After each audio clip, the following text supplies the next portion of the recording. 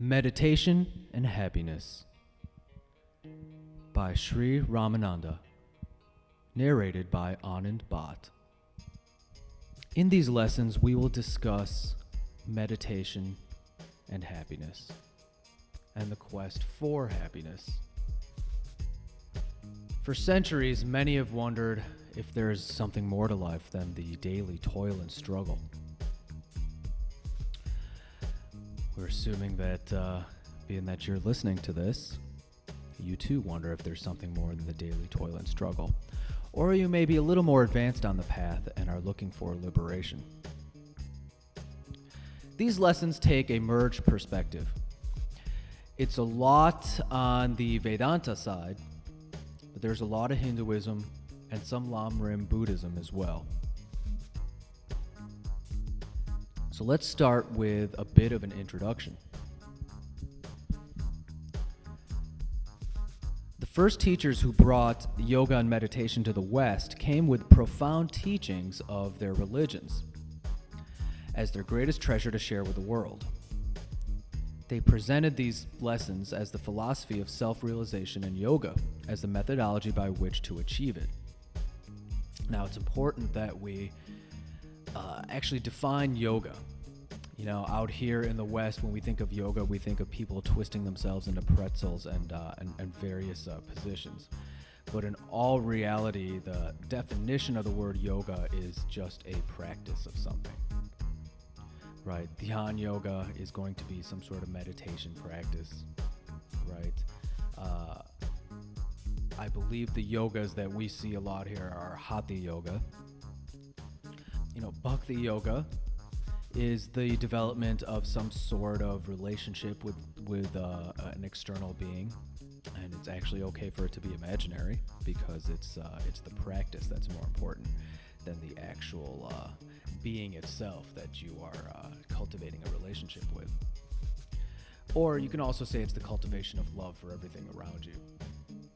There's also Raja Yoga. There's several. There are 4 main ones in Vedanta, but if you look around you, there are actually several types of yogas. So please don't confuse it when you hear the word yoga with some sort of pretzel twisting methodology.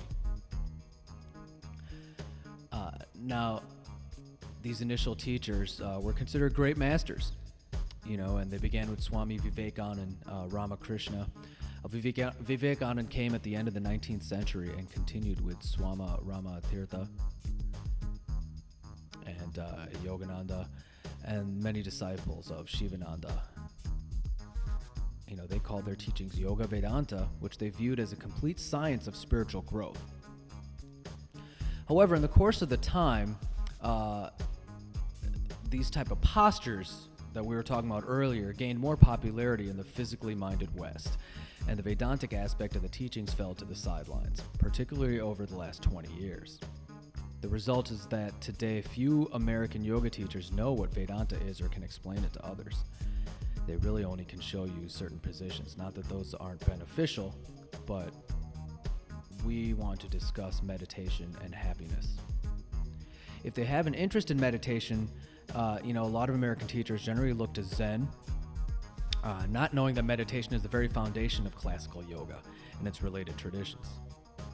Even students of related disciplines like Ayurveda or Vedic astrology may know little about Vedanta or Hinduism or even modern-day Buddhism, the path of self-knowledge that is the spiritual support of the goal of these systems. We hear terms like mindfulness. All of those are, a subset of general terms for the path of self-knowledge.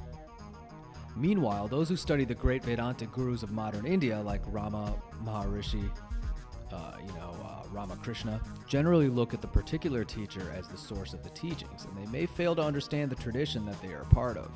In this way, the heart teachings of India's great sages have become progressively lost even to those who claim to follow their teachings in the West, e.g. Heart Sutras.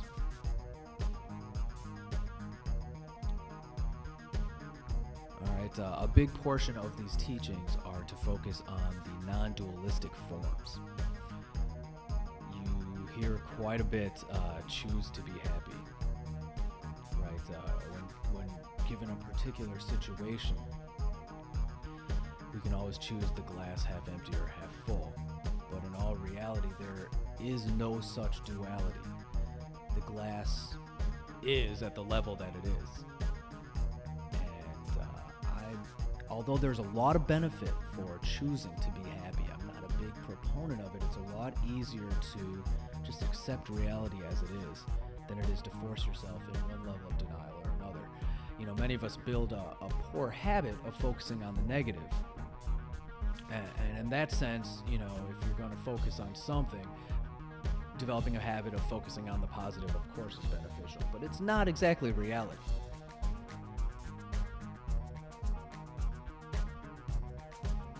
All right, so meditation and happiness, or happiness in general, is actually a very simple philosophy.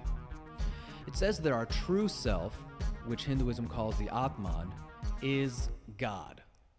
Now, this may offend some more of the religious folk that are listening to this, but please keep an open mind. The term "I am God" is the supreme truth. All right, now the same consciousness that resides at the core of our being pervades the entire universe. Now, these are the basic philosophies of these Eastern tenets. To know ourselves is to know this God and to become one with all. You know, Vedanta, Hinduism, Buddhism, they're philosophies of self-realization. And its practice collectively is a way of self-realization through yoga and meditation. Vedanta has more of a theistic side, again, like the I am God, recognizing some sort of cosmic creator who rules over the universe through the law of karma. You know, some of the more scientific students of these philosophies can view everything as interconnected networks. You know, God, let's say, or the network of everything as a whole is the supreme teacher, the highest guru from whom all true teachings arise by the power of the divine word. Vedantic theism takes many forms, such as the worship of Shiva, Vishnu, the goddess. In fact, it can accommodate almost any form of theism that accepts karma and rebirth. And this is a collective, we were talking about the different types of yogas, karma yoga and bhakti yoga.